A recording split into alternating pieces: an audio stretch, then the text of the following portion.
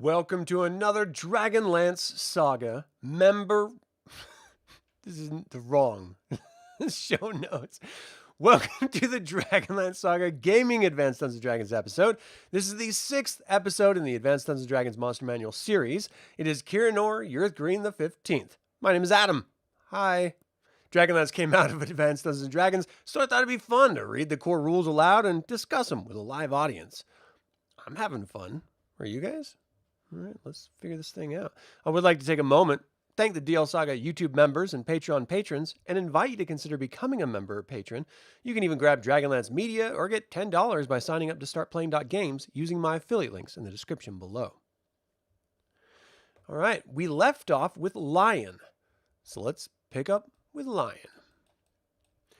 Lions generally inhabit warmer climates, warm, temperate to tropical.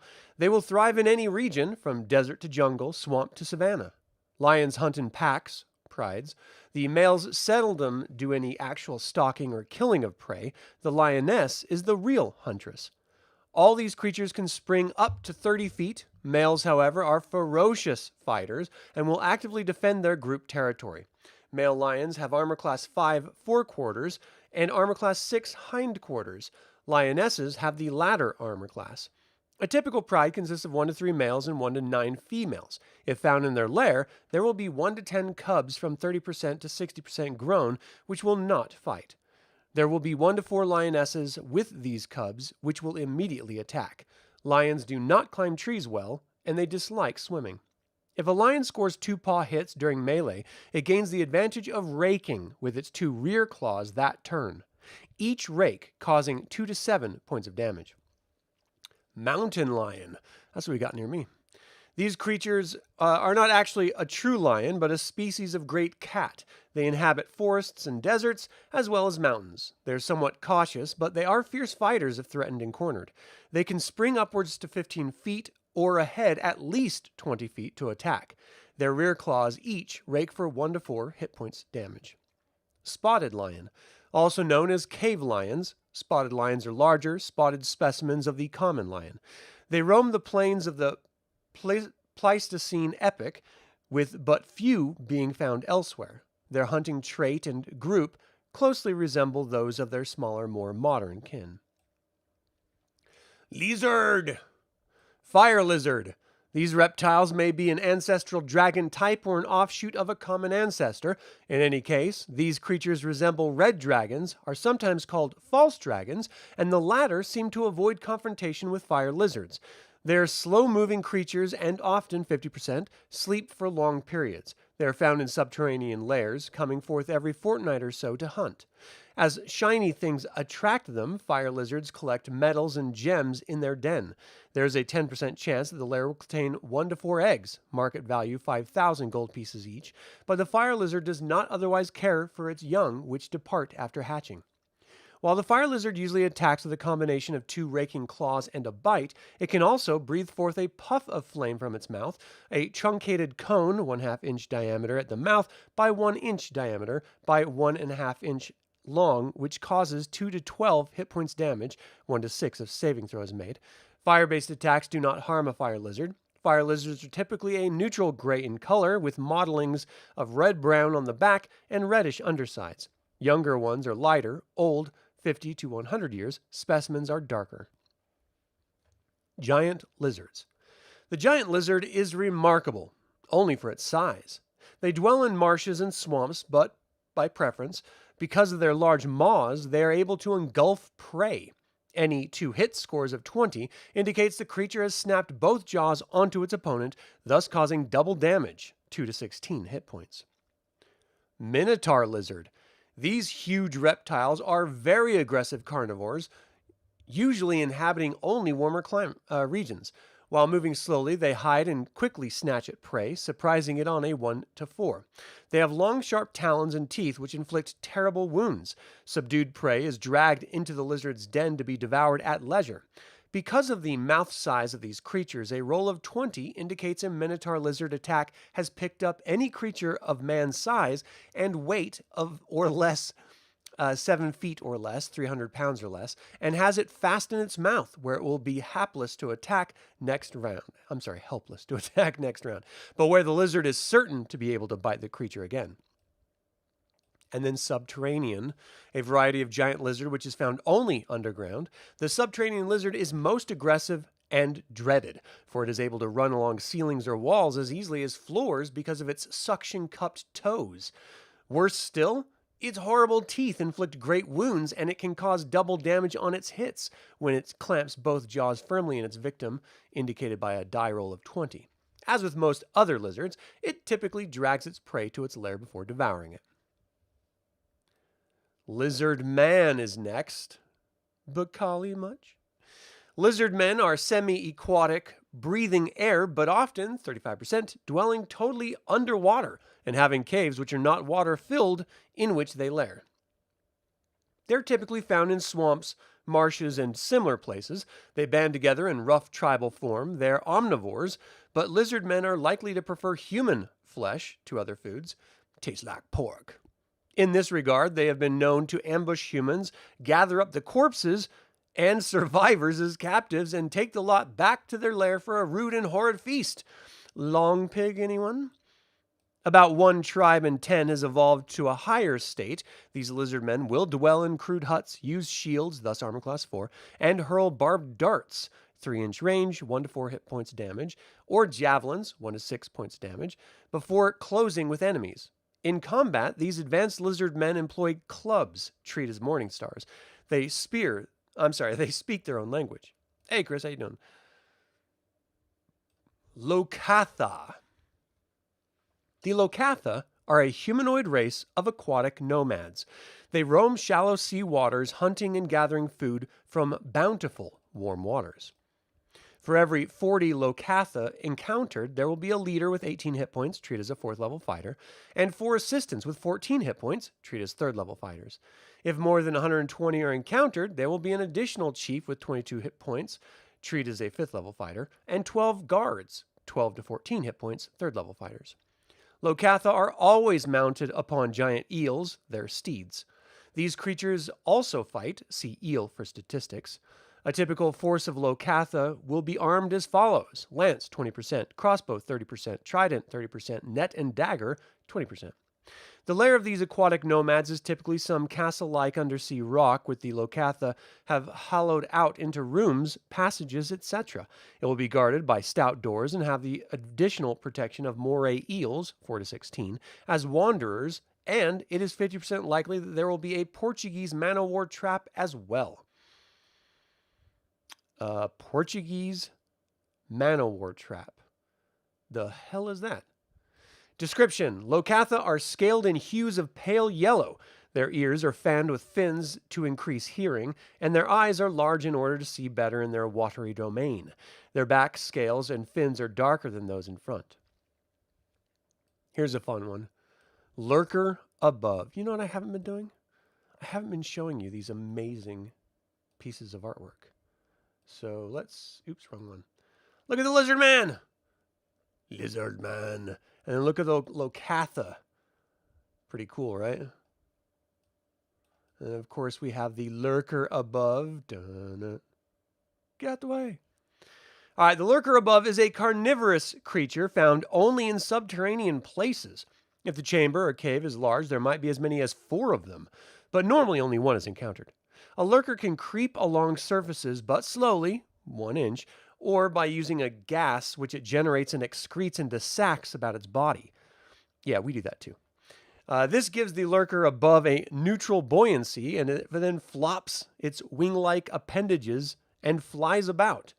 They surprise prey on a 1 to 4 on a 6-sided die, when disturbed, the lurker drops from the ceiling, smothering all creatures beneath it in tough folds of its wings.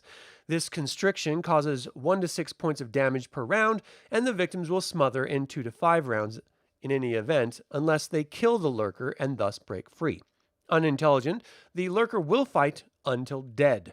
Prey caught in its grip cannot fight unless the weapons used are both short and in the hand at the time the creature falls upon them.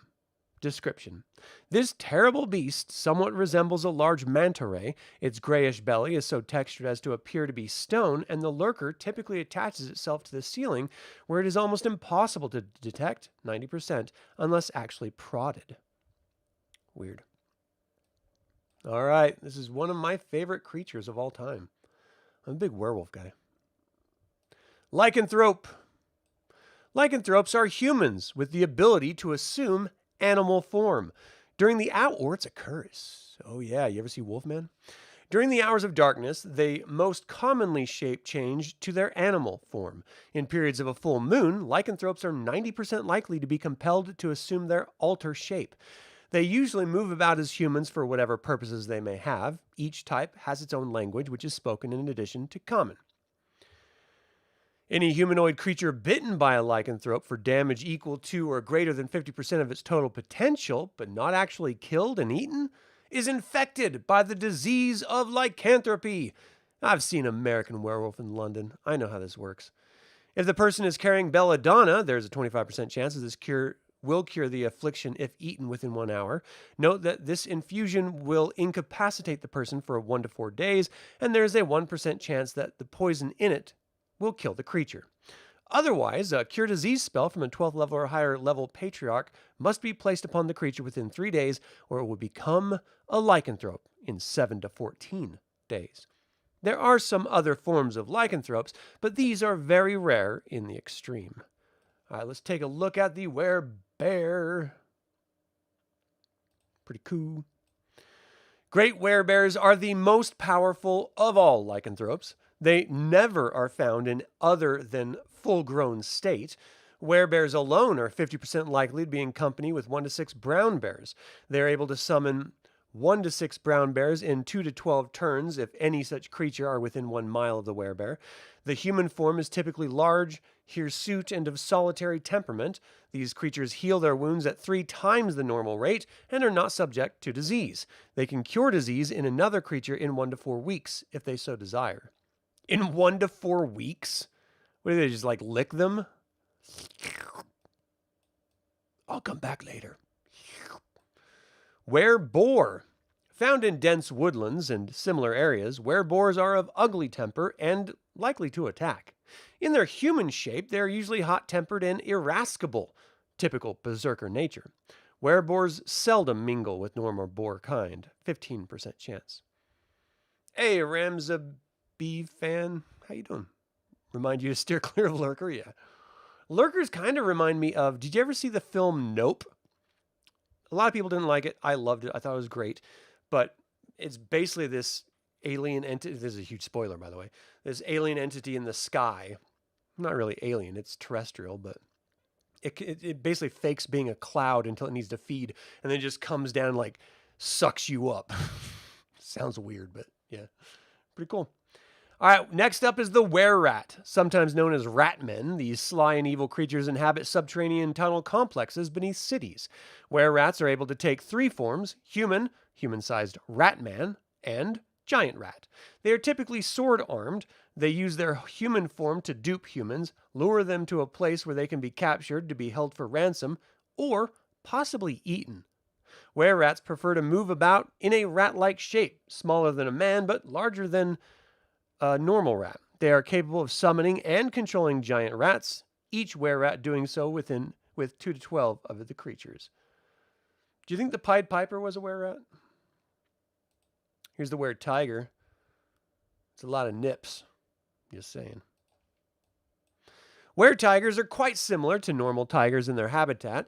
They're most often female. It's only 5% that the were-tigers will mingle with the normal sort of cat.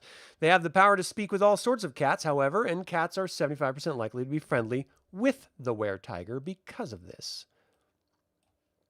And my favorite, the werewolf. Rawr. You can make them look a little more scary, I think. Hey, Forgetful Paladin, how you doing? You're fighting some of these in the basement in a Spelljammer game? Whoa, that's dope. Werewolf. In their human form, werewolves are very difficult to detect, for they can be of nearly any build and of either sex.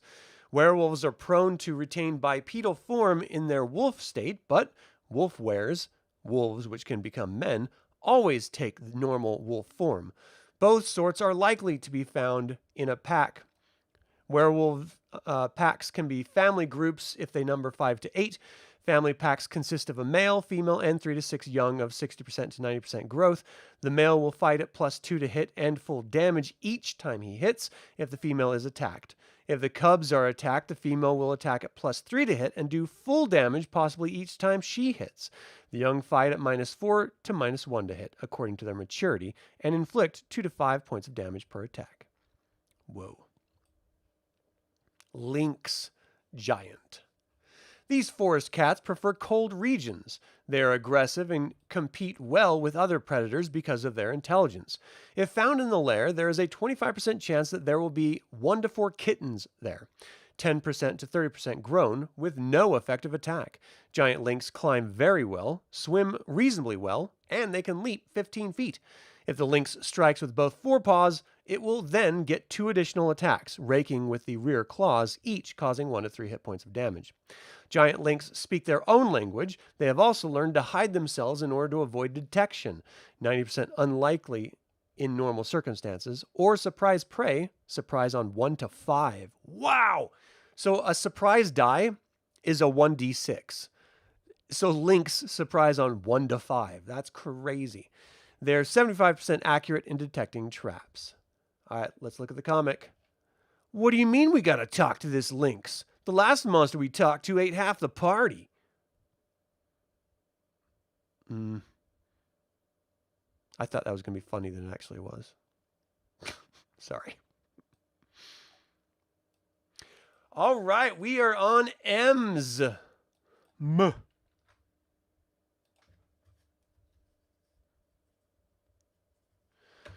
Mammoth. There are several varieties of mammoth, including the woolly and imperial, the latter sort being the largest. They inhabit climes ranging from subarctic to subtropical of the Pleistocene epoch. These massive herbivores are quite aggressive if threatened. As with elephants and mastodons, the mammoth has 5 attack forms, but in general can apply no more than 2 versus a single opponent. Can't like dance on top of their bodies. The tusks of the mammoth are 50% heavier than those of the elephant, and their value is proportionally higher. Don't hunt elephants or mammoths for their tusks, you monsters. Manticore. Manticores prefer dismal lairs, so they are typically found in caves or underground. They range in all climes, although they enjoy warm places more than cold.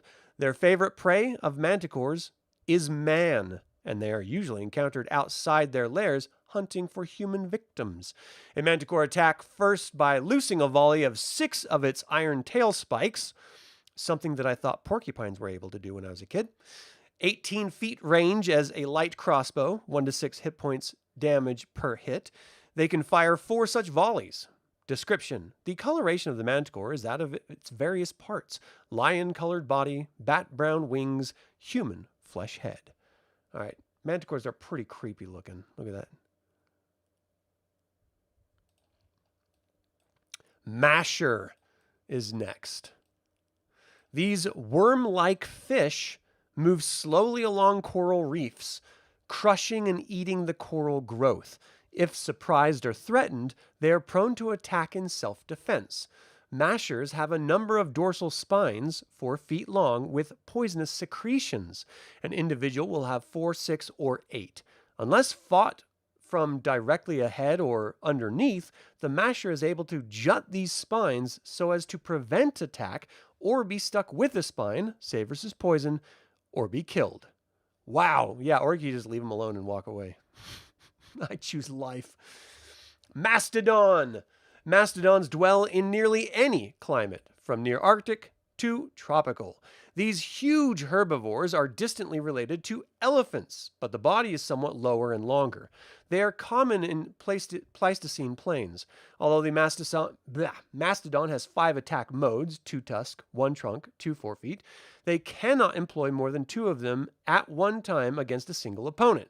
For attacks, details of attack limitations and other data, see elephant. Their tusks are the same weight and value as those of elephants. Look at that mastodon. Looks so hairy. I want to pet it.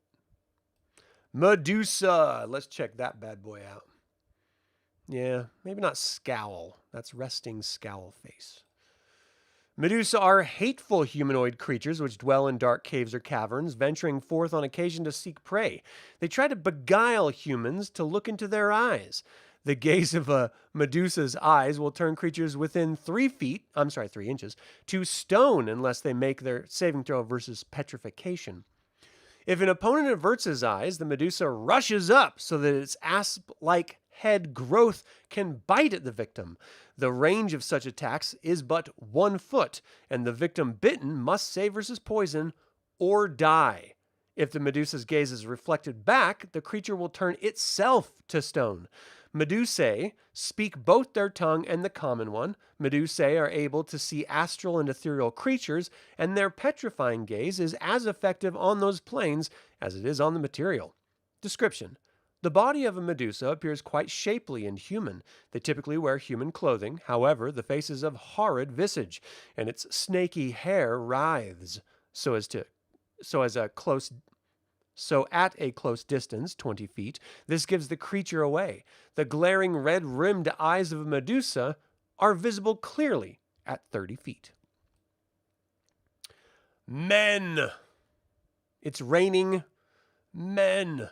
Normal men have from 1 to 6 hit points each. There are many types of men which are commonly encountered in the wilderness or in dungeons, always appearing in groups. Smaller bands underground, larger outdoors is a general good rule. Each type will be detailed separately hereunder. Note that there will always be higher level characters with any group of men encountered, the exact number being given under each separate heading. All higher level fighters will usually be mounted on unbarded medium war horses and have plate armor and shield. The same is true for clerics. Of each level that these fighters, magic users, and clerics have attained, there is a 5% chance that they will have magical accoutrement, as shown below. Roll for each yes, re-roll if a cursed or otherwise undesirable item is indicated. But only 1 re-roll is allowed, and if no usable item is indicated, there is no item in the category. So I just got to show you this chart so I don't have to read the whole thing because it's crazy. So fighter, magic user, cleric, thief, armor, shield, sword, miscellaneous weapon, potion, scroll, ring, wand, staff, rod, and miscellaneous magic. You can see. Well, my big head's in the way, but other than that, you can see it. If no miscellaneous weapon or one with an edge, roll again for possible of a wand, staff, rod. If one is indicated, but it's not usable by a cleric, there is no such item possessed. Example. A 6th level cleric is being checked. There's a 30% chance for the character to have magical armor, shield, miscellaneous weapon, potion, scroll, and a miscellaneous magic item. Rolling percentile dice for each category, the cleric scores positively in the shield, miscellaneous weapon, and scroll classes. He gets a cursed shield first, but a reroll shows a +1 shield. For a miscellaneous weapon, the cleric gets magic arrows, not usable, so a roll on the wand, staff, rod table is called for, but the result shows an item not usable by him, so the category is dropped. Finally, a roll on the table for scrolls indicates the cleric has a protection from undead scroll. High-level leader types will have the usual chance for psionic abilities. Bandit or Brigand. Bandits roam every clime from temperate to subtropical. They travel in groups, generally led by high-level fighters, magic users, and clerics. Those encountered in dungeons will be far fewer in number and often cooperating with thieves. For every 20 bandits encountered, there will be an additional 3rd-level fighter. For every 30, there will be an additional 4th-level fighter. For every 40, there will be an additional 5th-level fighter. And for every 50, there will be an additional 6th-level fighter. Bandits will always be led by an 8th, 9th, or 10th level fighter with 6 guards of the 2nd level fighting ability and a lieutenant of 7th level. These 8 bandits are also in addition to the number indicated by the dice. To determine the level of the bandit leader, use the following guide. If under 100 bandits are encountered, the leader will be 8th level. If 100 to 150, the leader will be 9th level. And if 150 or more, leader will be 10th level. 150 or more is a lot of bandits to be clumped together. Hey, Aging Viking. For every 50 bandits, there is a 25% chance that there will be a magic user of 7th, 8th, 9th, or 10th level. Roll a 4-sided die for level if one is with the group. In addition, i.e., if there are 200 bandits, there will always be a magic user. For every 50 bandits, there's a 15% chance that there will be a cleric of 5th or 6th level, with an assistant of 3rd or 4th level. Dice only for the former, in addition. Bandit lairs will be informal camps 80% of the time, but 10% will be cave complexes with a secret entrance, and 10% will be regular castles with 1 to 4 light catapults for defense. Bandits will have from 2 to 20 important prisoners in the lair, as well as 5 to 30 camp followers or slaves. The mounting armor and arms of a force of bandits are medium horse, chainmail and shield, sword, 10%, light horse, leather armor and shield, spear, 10%, light horse, leather armor, light crossbow, 10%, leather armor and shield and sword, 40%, leather armor, polearm, 10%, leather armor, light crossbow, 10%, leather armor, shortbow, 10%. Terrain will vary the percentage of mounted bandits. In hilly and mountainous terrain, no more than 10% of the total will be horsed, while in open country, 90% of the force will be horsed. They have normal chances of having psionically endowed leader types with a party. Brigands. Brigands are chaotic, evil bandits. They conform to the characteristics of bandits in general. The brigands will have a cave complex lair 20% of the time and a castle 30% of the time. They will have only 1 to 10 important prisoners, but there will be 20 to 50 camp followers or slaves. They have high morale in combat, so they get a +1 on reaction morale dice. Example of bandits or brigands. I'll just show you this little chart here. You can see number encountered, horsed afoot, additional high-level fighters, 3rd, 4th, 5th, 6th level, leader, 9th, lieutenant, 7th. Every time I hear lieutenant or read it, I think of Lieutenant Dan. Guards, 2nd level. Total, chance for magic users, chance for 2 clerics. Then we got the berserker. My love for you is like a truck berserker.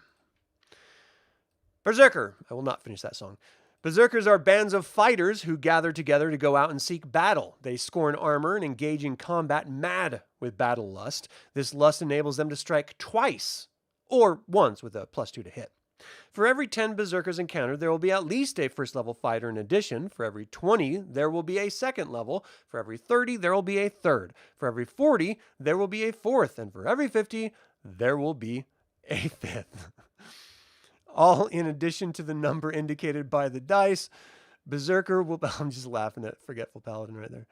I want to do the follow-up line so bad. Berserker will be led by a ward chief of 9th or 10th level and 2 sub-chieftains of 6th or 7th level. If 60 or less berserkers, the lower levels. If more than 60, the higher levels. For every 10 berserkers encountered, there is a 50% chance that there will be a berserker cleric of 7th level and 1 to 4 of his assistants of 3rd or 4th level.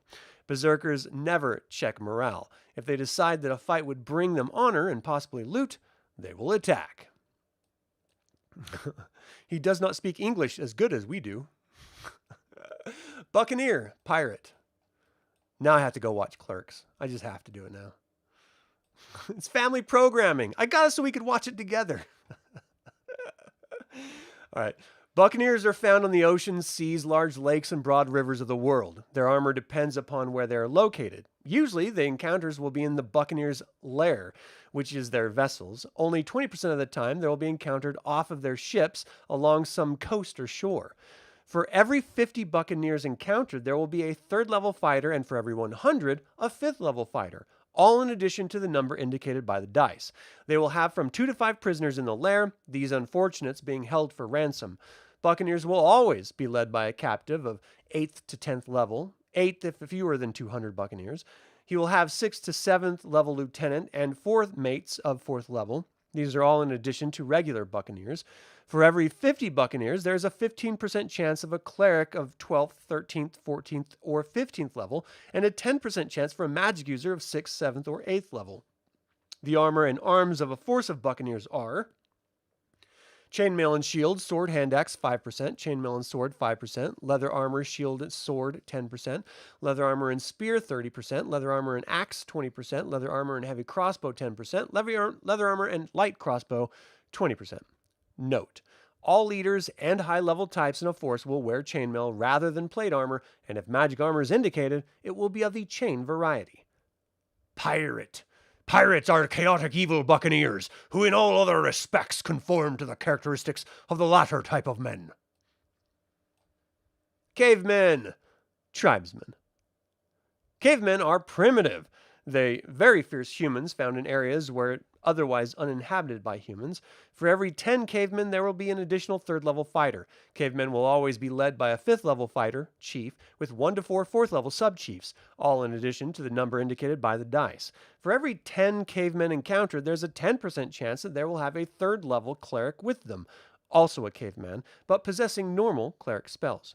Cavemen always lair in caves or caverns. There will be females and young equal to 100% and 50% respectively of the number of males encountered. There might be a chance that they will have ivory tusks, gold nuggets, or uncut gems. Allow 5% chance for each per 10 cavemen, but if any one is indicated, there will be no other treasures. Ivory is valued at 1,000 gold pieces per tusk, 2 men to carry each, and there can be 2 to 12 tusks.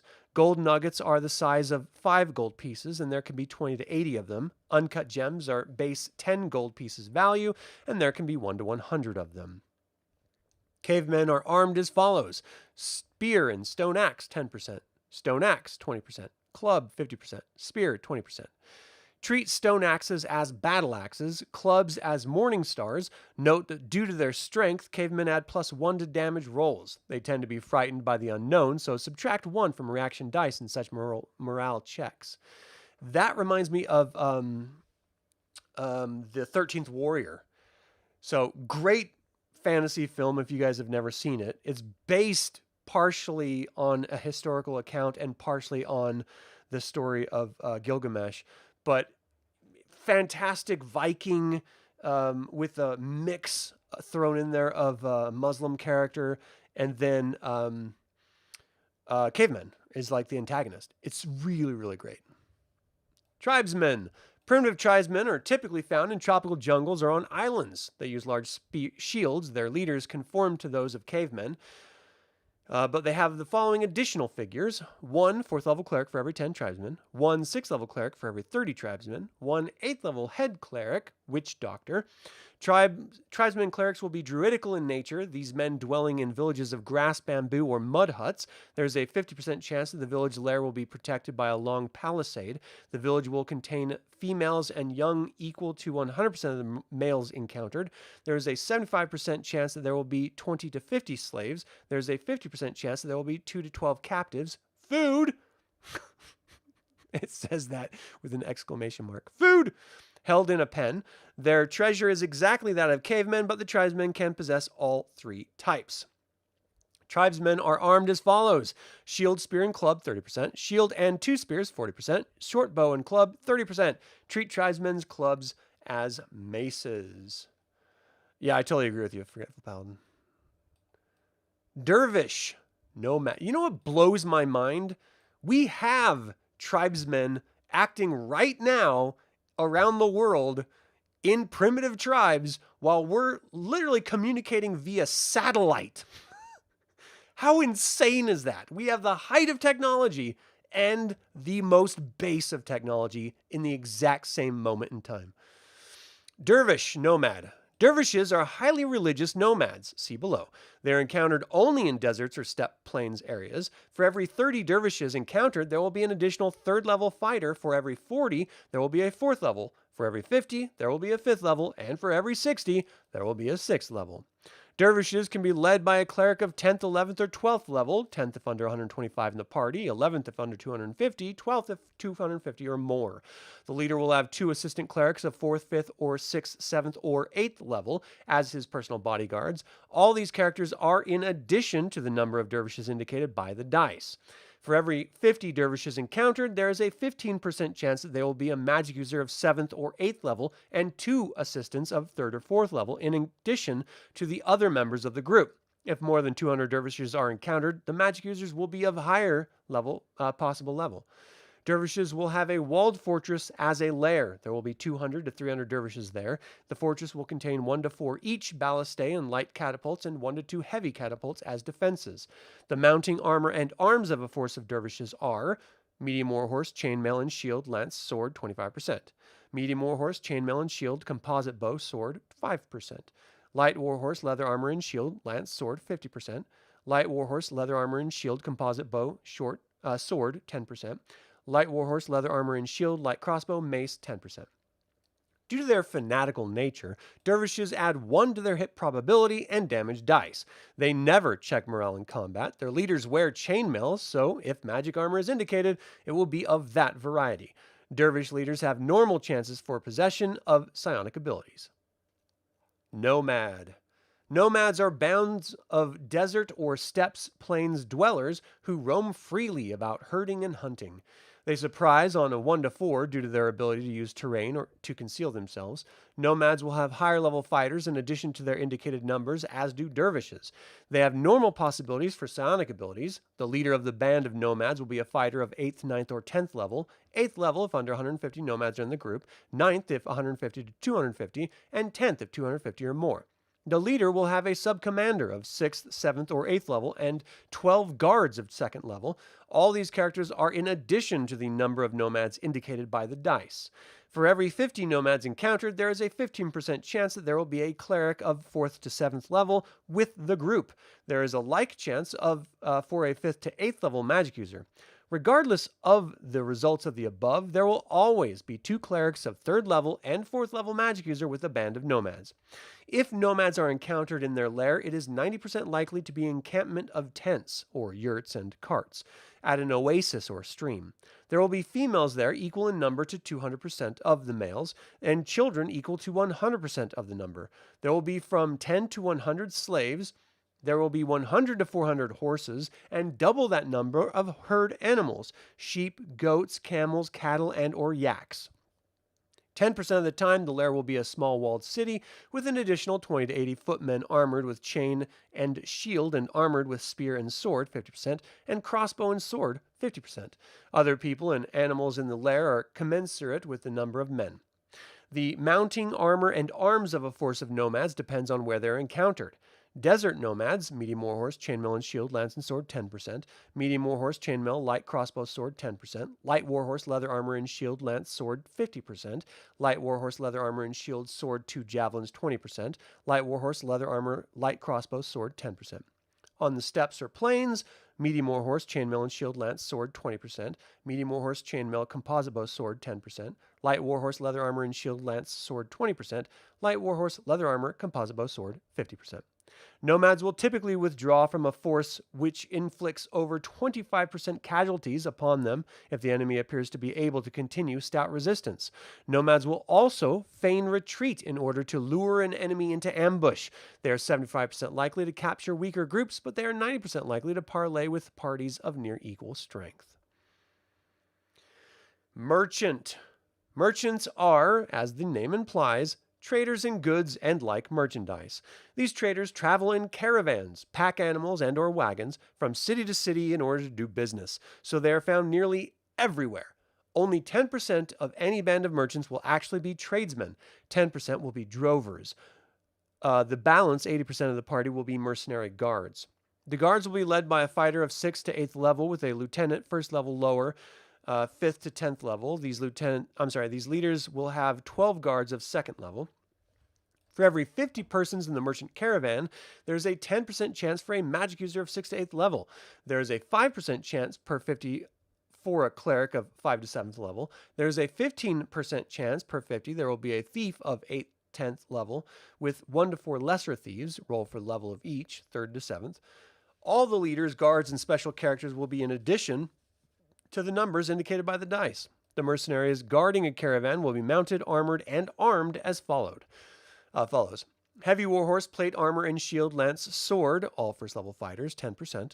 Medium warhorse, chainmail and shield, lance, sword, 20%. Medium warhorse, chainmail and shield, flail, mace, 10%. Light warhorse, scale mail, light crossbow, sword, 10%. Chainmail, polearm, mace, 10%. Chainmail, heavy crossbow, mace, 10%. Ringmail and shield, spear, Morningstar, 30%. All higher level fighters and clerics will have plate armor and shield.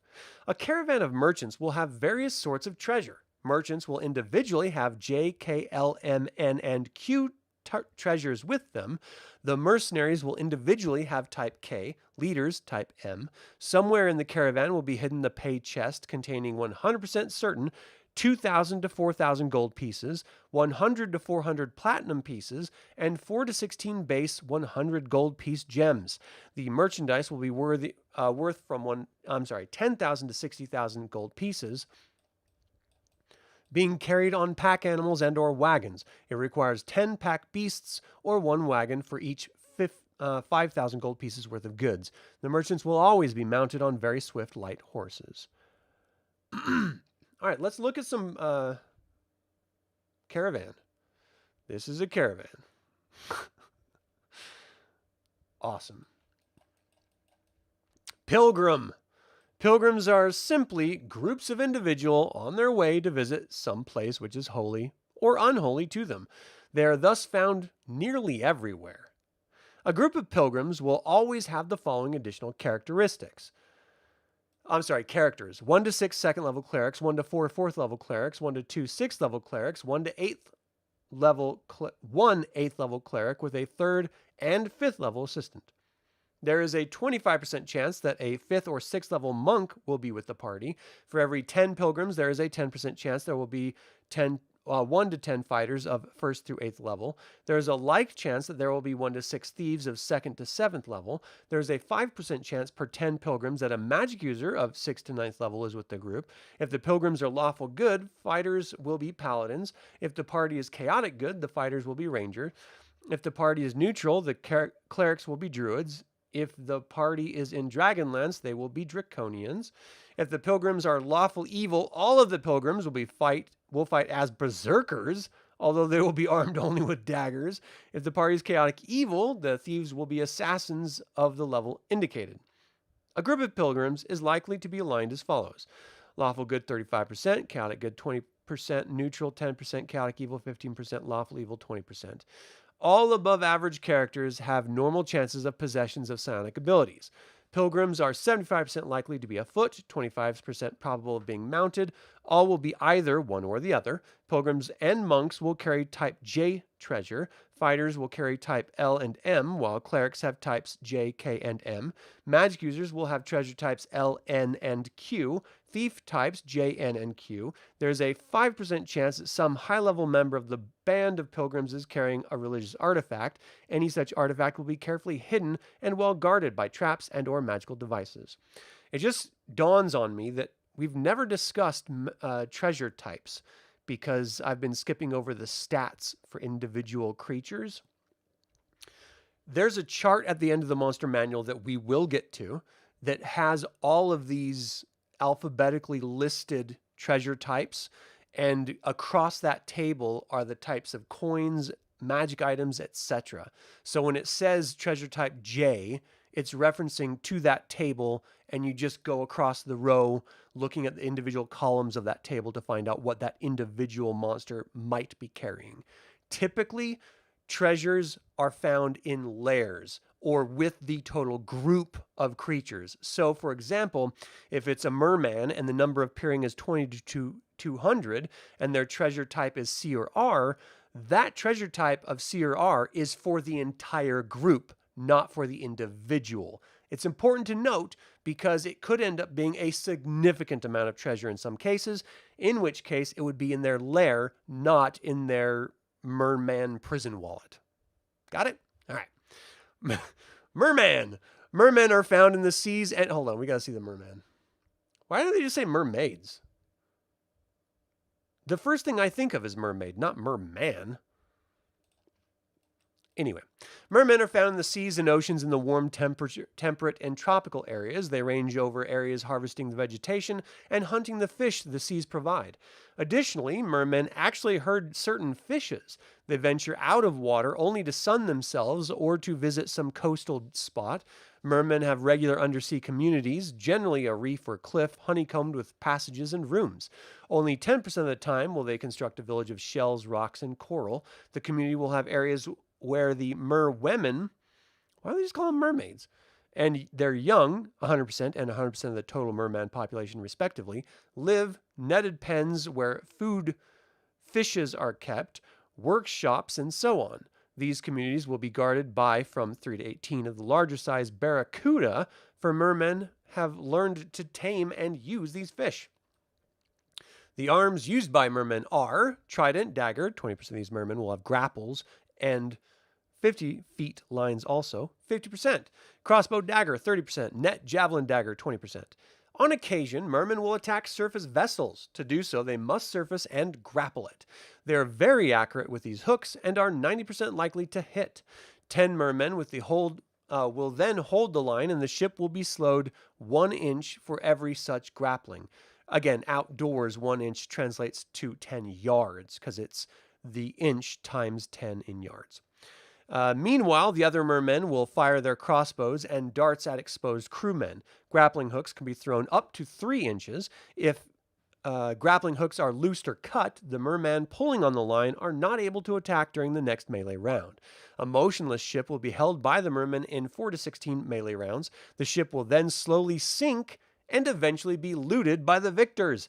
During such an attempt, the attacking mermen are exposed to missile fire from the vessel, and if flame is used against the mermen, they take double damage. Mermen speak their own language, and 50% also speak Lokatha.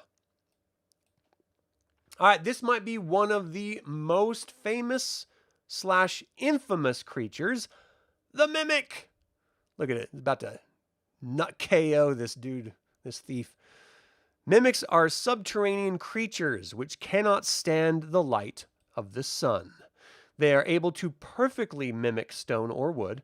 There are 2 varieties of this creature: the large, 9 to 10 dice, semi-intelligent carnivore's killer mimic, and the slightly smaller intelligent sort. While the former will attack anything which is nearby, the latter are generally friendly if offered food. All mimics move about constantly in their search of prey.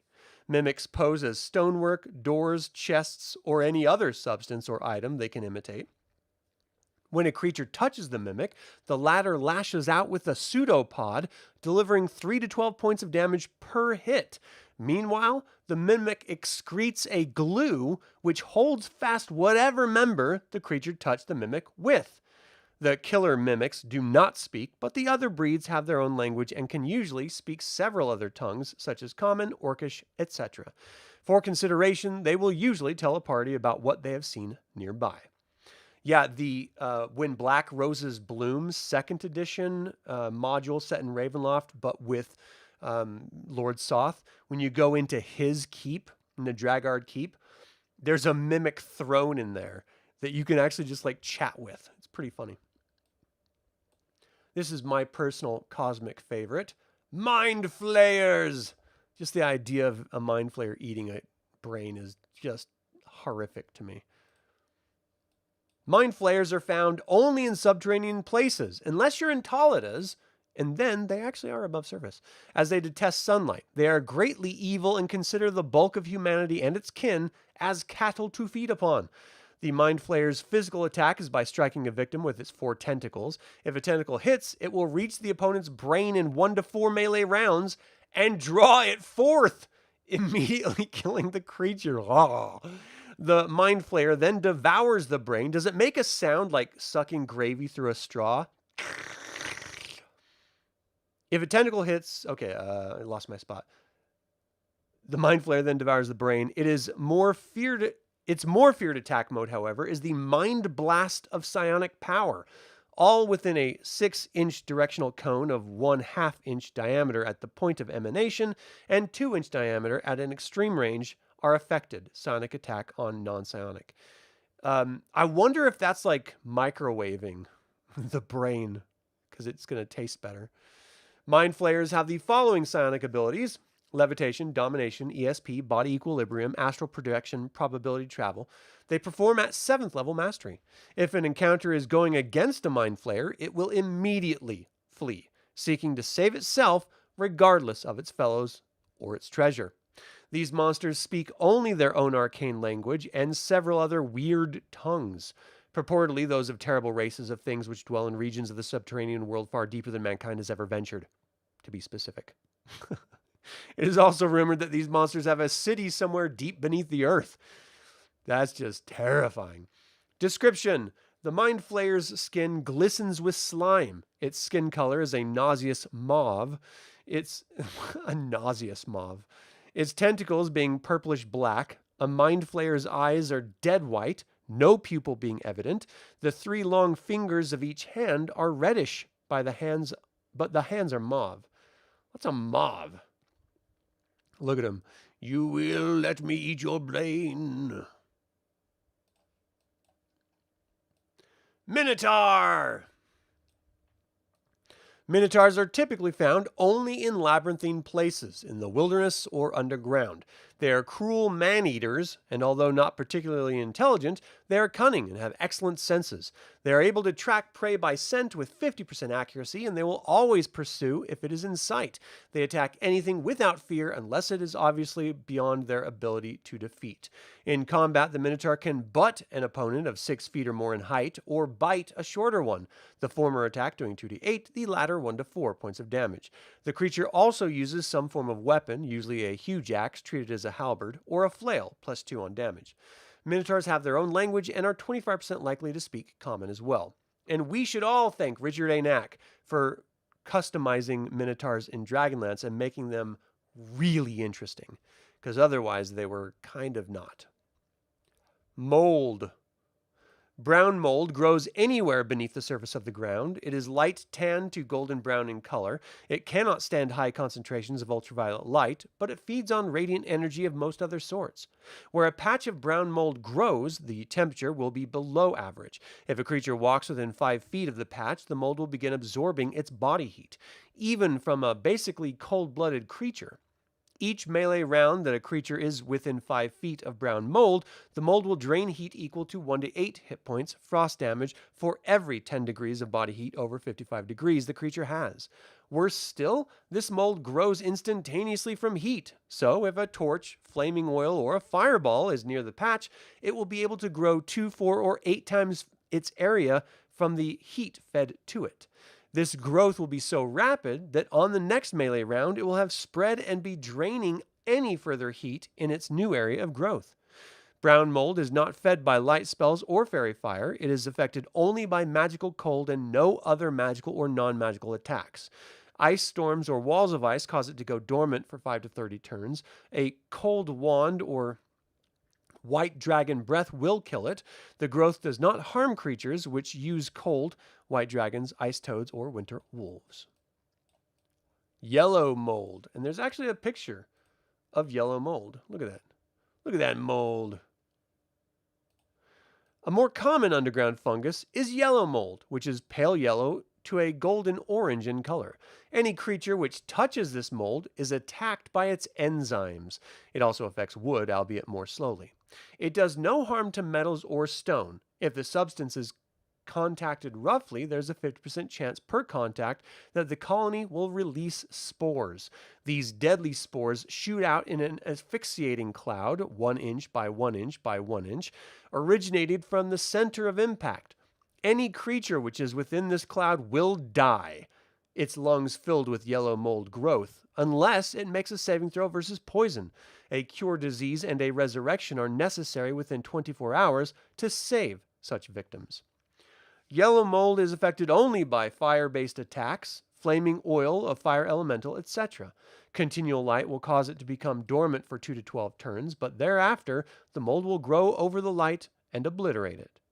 When formed into great colonies of at least 300 square feet in area, this growth will form a collective intelligence about 1 time in 6. If this should happen, the yellow mold will be aware mentally and psionically. It will attack by spore cloud if it senses the presence of other life forms. Range of sensing will vary from 10 feet to 60 feet, or psionically if such abilities are used within from 20 feet to 120 feet, random determination of sensing range. If it attacks psionically, it will await the approach of the life form and then loose an attack which is equal to the most powerful form of id insinuation. It cannot be counterattacked psionically unless a cleric who has the power to telepathically communicate with plants is on hand, for he will be needed to channel such attacks into a form which will affect the vegetable intelligence of the mold colony. Otherwise, the yellow mold must be physically attacked and destroyed. The colony has sufficient power to make from 1 to 10 psionic attacks within as many turns, and after resting for 1 to 4 days, it will thereafter be able to again attack in this manner. That's brutal. Man, that's brutal. Morkoth. Look at this guy. The Morkoth, or Morlock, is a dim, shadowy monster, often referred to as the Wraith of the Deep. It is possibly humanoid, but reports vary. It inhabits dark, deep waters. The lair of a Morkoth is a series of spiraling tunnels, and at the nexus of these passages lurks the Morkoth. Any creature passing over one of these tunnels is drawn towards it hypnotically, for the tunnels form a pattern which is hypnotic. When a victim is within the passages, he approaches the Morkoth without realizing it and will be charmed by a spell from the monster unless a saving throw at -4 on the die is made. The charmed victim will then be devoured at the Morkoth's leisure. The tunnels of a Morkoth are constructed so as to prevent large creatures from entering. There are typically 6 tunnels in a lair. Note that should any victim come closer than 6 inches, the hypnotic effect is broken. The Morkoth attacks by biting. A charmed creature will suffer this attack without knowledge and thus enable the monster to consume it.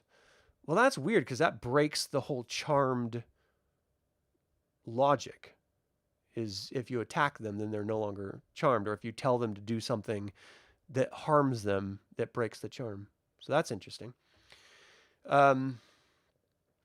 Blah, blah, blah, blah, blah. Spell attacks of any sort are reflected by the Morkoth, affecting the caster and possibly affecting others nearby also, if the spell is one with an area of effect. However, if a dispel magic is cast simultaneously, the Morkoth will be unable to reflect the spell, and there is a 50% chance that the magic will affect the creature, although even then, the Morkoth is allowed a saving throw. Whoa, that's crazy. Mule. Mules are generally sterile hybrids between horses and donkeys. They are strong and agile, thus able to negotiate dungeons well in most cases. Mules can be very stubborn and uncooperative at times, and they are likely to bite or kick their own handler if in a contrary mood. They are not panicked by fire, but strange smells may cause them to bolt away or begin to bray loudly. A mule can carry 2,000 gold pieces in weight at normal speed, 6,000 at 1/2 speed. See, that braying would be the reason I wouldn't take a mule into a dungeon. You're going to, bring up a bunch of wandering monsters and stuff. Mummy! Look at the mummy! Mummies are undead humans with existence on both the normal and the positive material planes. They are found near the tomb or in like burial places or ruins. They retain a semblance of life due to their evil and they seek to destroy any living thing they encounter. Their unholy hatred of life and the weird unlife state gives them tremendous power, so that a blow from their arms smashes opponents for 1 to 12 hit points of damage. The scabrous touch of mummy inflicts a rotting disease on any hit. The disease will be fatal in 1 to 6 months, and each month it progresses, the diseased creature loses 2 points of charisma permanently.